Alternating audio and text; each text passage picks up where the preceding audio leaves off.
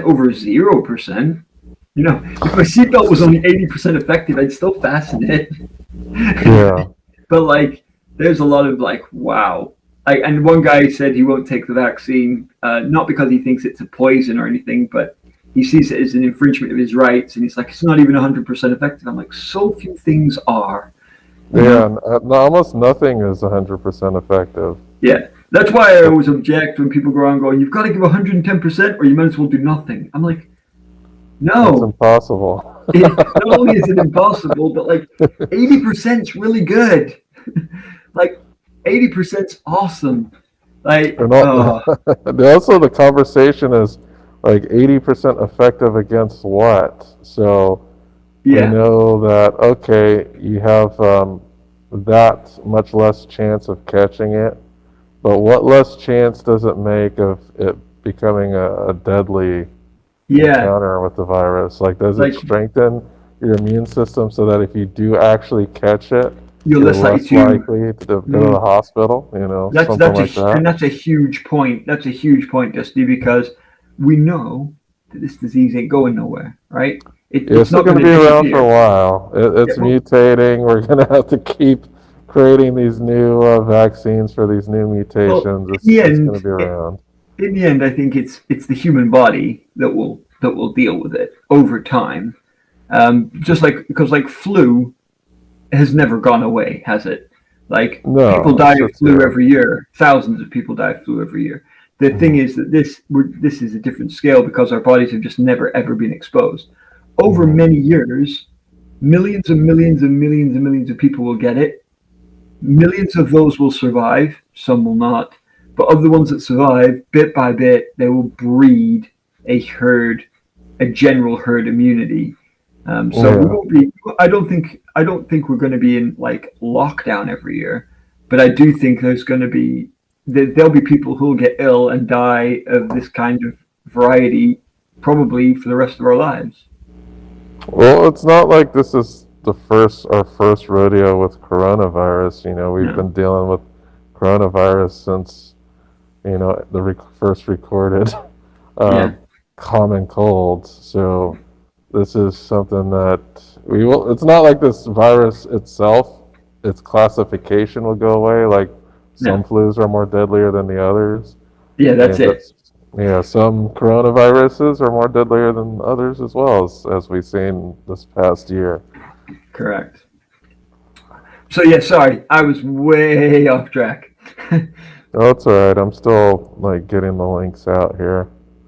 But I find you're a very soothing person to talk to, Dusty, because I think you're someone you're not easily just swayed. You have your own views, but you put yourself across in such a calm, effortless, and non-combative manner, which I find very, very helpful because I love to discuss and I love to hear other opinions and thoughts, but I do not enjoy arguing for argument's sake.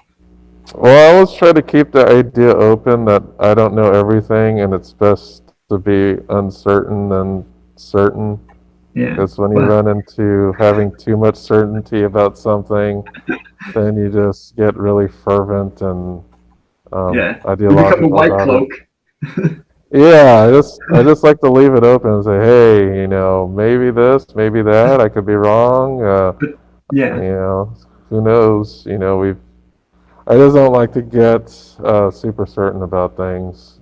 Just like have to question, but you know, not question everything, because there comes a point where if you're questioning everything, you just believe in nothing, right? Agreed. And you have to have a point of view and a stance, and that's what I like about you, Dusty. Is like you're not afraid or like uncertain of your opinions. You're like, these are my opinions. This is why I think them, but you just aren't a white cloak about it. You're like, there's a possibility that if you present reasonable arguments to me, I may change my position. But there's some people who just there's a possibility, and they're like, whoa. Like I have one guy who, to completely change the topic, I have one guy over here in England, like the premier sport is football, soccer, and like people supporting football teams is a big deal. It's a cultural thing, and it's a frequent discussion topic in almost all environments. And there's one guy who's constantly loves to attack other people's football teams for being rubbish, but he himself supports no one. And I'm like, yeah, because normally the point is you can diss other people's teams and they can diss yours, and it's like a to and fro. But he's like, no, I have no opinion. I stand on no hill, so I'm just attacking everyone, but no one can attack me because I don't exist. And I think that's the thing I dislike. Like, I think you should have an opinion. You should have an idea of what you think is right, but be willing to change it. Yeah.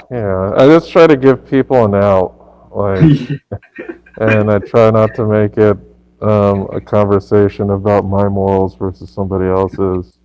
Yeah. It's like giving someone, like not allowing someone to have a moral out is why people get so heated in conversations.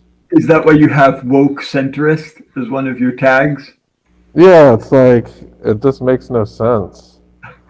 Like, woke centrist, what does that mean? It means that I don't like to, well, the thing they say is a fence sitter. It's not me fence sitting, it's me considering two options and trying to think my way through those two options instead of,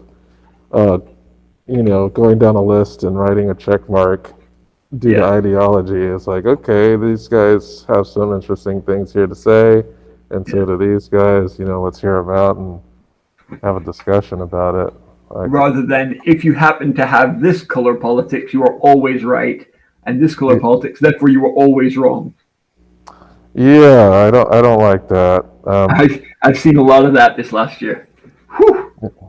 Yeah, I try to, like, whenever I ask political questions, I try to do it neutrally. Yeah. I try to exclude blaming a group for anything. Yeah, concentrate on individuals and actual facts. Yeah, and usually I base off of narratives, not based off of which group is talking about the narrative. Like, I think one of the most recent ones I had posted about was election fraud, and I was providing some information. I wasn't blaming anybody. Yeah, I wasn't blaming anybody, but I was just I found this podcast of two lawyers that went through all the cases, and I don't care who is giving out the misinformation. Yeah. I don't care which side is doing it. I just rather people have information, more truth. Yeah, like more truth.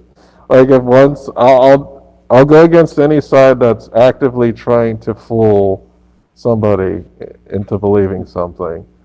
And in this case, the whole election fraud thing. But I listened to, it was an hour and a half of two lawyers going through all the cases and going through a lot of the minutia of the cases and kind of like the narratives that were told about these cases and how those don't match up a whole lot. Right. And that you need to really hold the people who accountable, who are telling these people that there's this great outrage and the courts are being unfair and all of these fraud instances are being dismissed, and that wasn't the case at all. Like, there was election fraud is harder than people think. My sister is a solicitor in England, and that's not quite like a courtroom lawyer. Not like you guys would have in the States. Your idea of the barrister is your idea of the lawyer is a little bit different from ours. We have like two different classes of lawyer over here. But one of the things that she does is she works for like a local government council. Okay, so she does things like school intakes, family law, and things like that. But one of the things that's really interesting is she's because she works for the council. Every time elections come around, she is an election official. Okay, so, and she said you should see how carefully we are observed and checked. How often we have to account for everything that we do. And like, I heard someone say that in America, there was a lot of feeling that like a postal vote could easily be faked or fraudulently mismanaged. And postal votes can be done, at least on the scale we do them in the UK, extremely, extremely safely. there's a lot of like checks and balances that they can put into that. And so I Mhm. was really surprised to hear that apparently, but again, I don't know how much of it is just the people who shout loud, rather than actually a large amount of Americans who had a problem. But Mhm. some people are just going, oh, over here we have no confidence in the postal vote. If you're not there in person, you might as well not vote. And I was like, what? That just sounds crazy to me because, I mean, I voted by post for the last, I don't know, 10 years. And I have a lot of confidence systems. So it was just really interesting to hear that different point of view and realize that some people just thought if I put it in the post, there's no guarantee I'm going to, that will be fraudulently mismanaged. And I just think it's harder to trick an election than people think. Yeah, the big problem is it's over here. It's a narrative spun off of who. Okay, so the whole election fraud thing. It's it's really interesting here in the United States because the more restrictive voting laws are, it actually gives Republicans an advantage.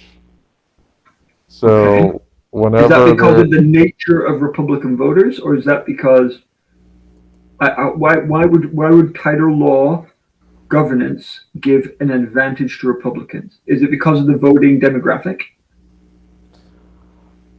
yeah, it's mainly when it's harder to vote. Um, for some reason, I don't know what it is. Whether it has to do with social class or Yeah, anything of that nature. When it's harder to vote, this actually gives Republicans an advantage for some reason. I wouldn't be Whenever, surprised if it is the demographic that maybe there's more younger and maybe slightly poorer people who vote in or who vote Democratic potentially. yeah, so I don't know. This has been studied to death. I'm sure it So has, way beyond anything that we're going to cover in the next 10 seconds. yeah, it's been studied to death, and basically, That's a provable fact, is it? yeah. So one of the biggest reasons why the whole fraud rhetoric went up a notch this whole thing was one, we had the coronavirus, which actually enabled it actually made voting accessible to a lot of people who otherwise wouldn't be accessible for. So you got to remember, Really?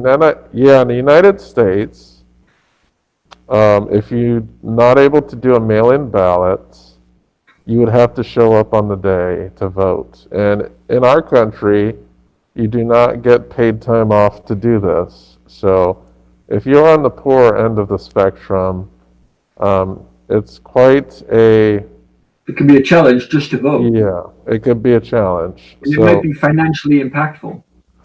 that's right. So if you have a lot of poor people that live in cities and suburbs who Mm, don't have the ability to take off because they really need that paycheck to put food on the table, agreed. um, their only way to vote would be something easy like mailing in their ballot. Yeah, absolutely. Um, That's a huge reason to allow for mail-in ballots. Surely. yeah, so there's that, and it's not like mail-in ballots have been a thing that the United States haven't been doing. Like all of our soldiers overseas do mail-in ballots. There are certain states that have been doing it for years. It's just the large influx of because of the pandemic, they It didn't was want. basically loads of people did it this time. Yeah, and there was an extremely ideological divide as well because when they were doing the election counts, a lot of the Republicans actually showed up at polling places to Right? vote, which I understand because, the sitting president was telling people that these were going to be like fraudulent, so make sure you Yes. go vote in person. So And they then, did. But that's yeah, obviously not helped because it goes against the advice that they were given to stop the spread of the virus. yeah. So because the in-person votes are counted first and the mail-ins are counted last, Right. I remember on election night, it was like, wow, look at all these red states. And then they turned blue. Yeah, they turned blue overnight, which was like, oh, this is fraud. Look at all we were winning, and then look, you guys are now like Biden got all these votes like in the middle of the night. But The funny thing is, I knew all this was going to happen because I had seen so many political pundit types explain that this was going to happen. Yeah. But apparently, I People still guess, didn't understand. well, it's not that, it's just media silos. So people are contained within their own media silos, so they're not Mm. really getting all that information. And It's just crazy. that's It's just insane, man. but we all. I don't mean to do that to myself, but you're like obviously Dusty. You've made a specific effort, like you say, woke centrist. You made a specific effort to reach outside of your echo chamber. Yeah. But even if you don't mean to, you can end up with one of those. I am. I come from a very specific religious background. I am like a middle class white male. I could not be more like you know standard English, center of the aisle. Like everything is working for me, right? I've got all the right demographics to fit in, and when I look around, without meaning to, Hmm. most of my friends are middle-aged white males. You know, they are like they're people quite like me. They all have jobs. Many of them are married or in heterosexual relationships. We were people who have. Many of them are in my church. Um, like just the people I tend to hang around with, the people I tend to have friended on Facebook. A lot of them share a lot of my thoughts. And I guess that's natural to feel a kinship with people who agree with you and whose ideals match your own. But it is dangerous Hmm. because it makes you think that that's the only right point of view out there. And so that's why when someone on my Facebook or one of my social media feeds says something I don't like, I even if I don't comment, which I try not to, especially if I don't have anything good to say, Hmm. um, I think sometimes someone said to me like, "Why don't you just get rid of them? Like just delete them off your feed?"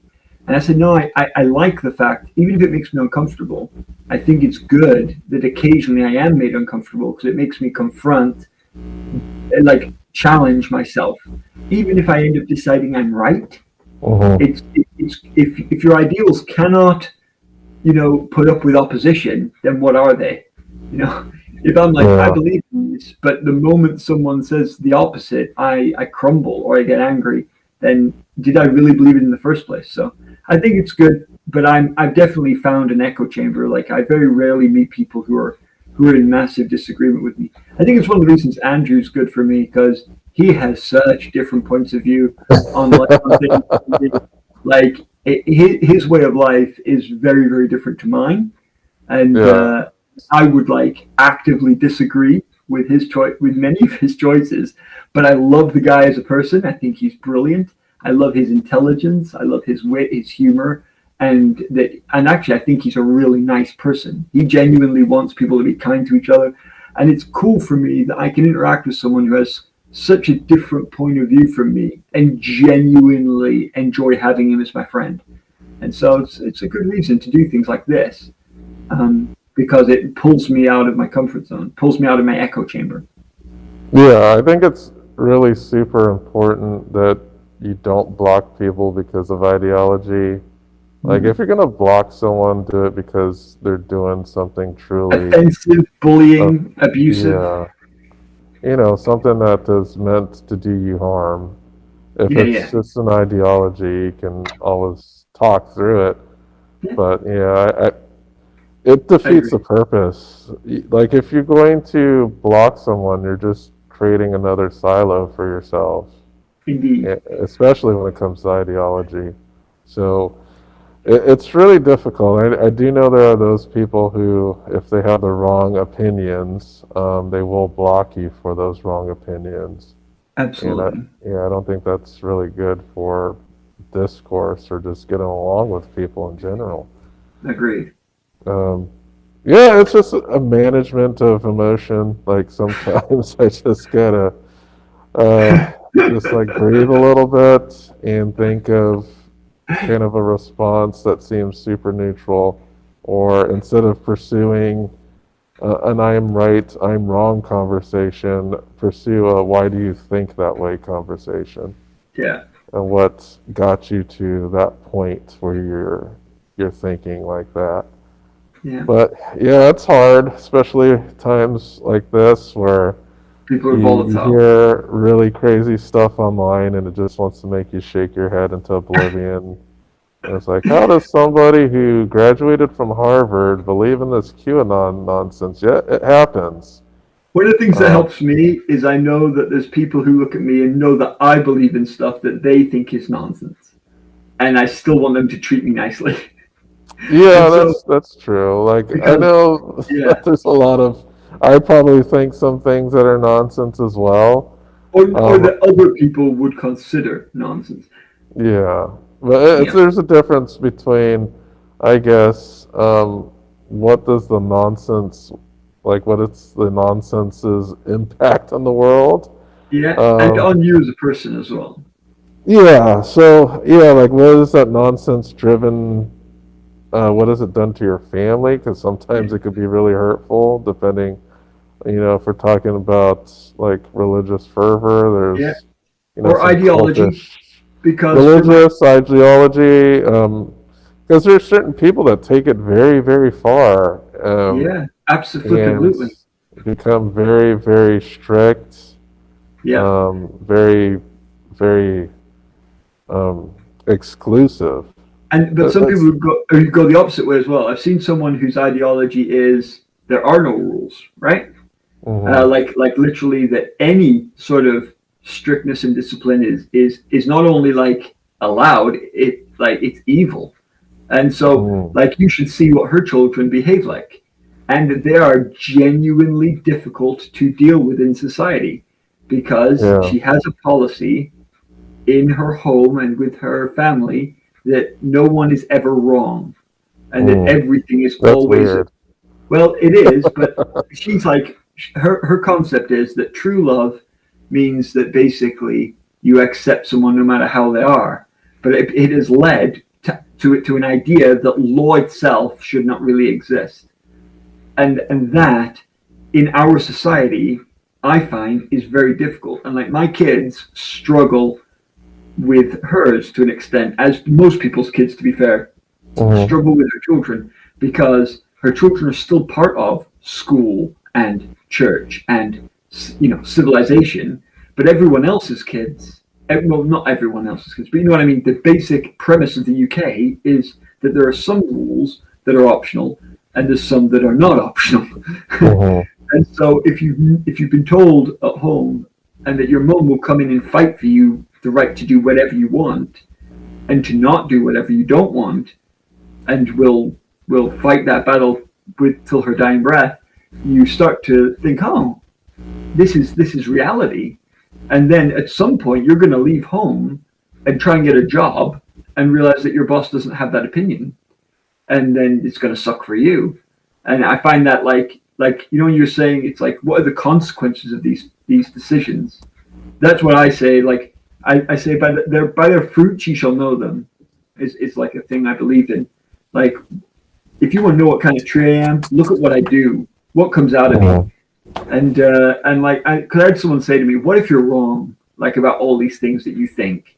I'm like, well, if I am, I still think I'll have lived a good life hmm because the things and I asked him, is there anything I'm doing that you think is harmful to anyone except maybe myself?